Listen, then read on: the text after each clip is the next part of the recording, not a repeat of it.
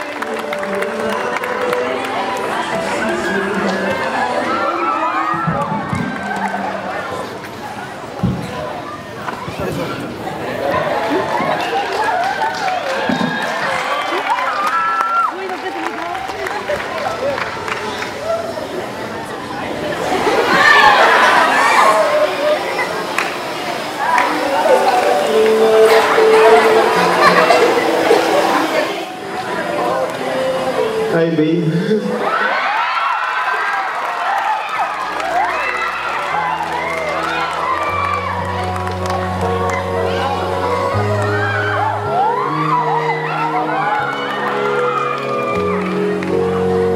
That was around more than six years ago when I made almost the same surprise pattern.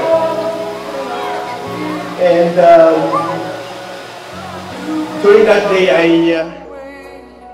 sabi ko sa'yo I'm not gonna make any move hanggat hindi ako sigurado na upon waking up in the morning, ikaw yung makikita ko. And gaya ng sinabi ko, today, I'm so much ready to face those mornings na nakasama ka.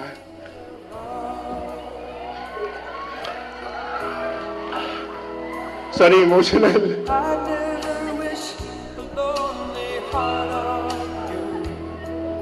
Thank you so much po sa lahat po ng mga nandito. You know, young people, I'm so much blessed sa buhay po ninyo. Tsaka mga nanay, tatay na nandito, and the whole church, you know. This is it.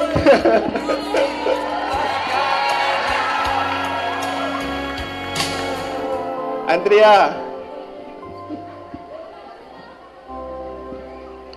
pwede ka bang maging Mrs. Granil?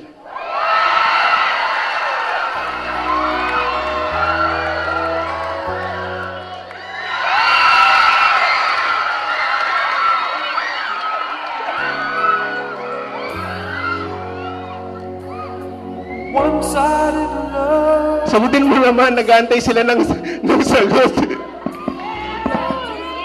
Will you marry me? Yes. Hindi nila narinig. Yes.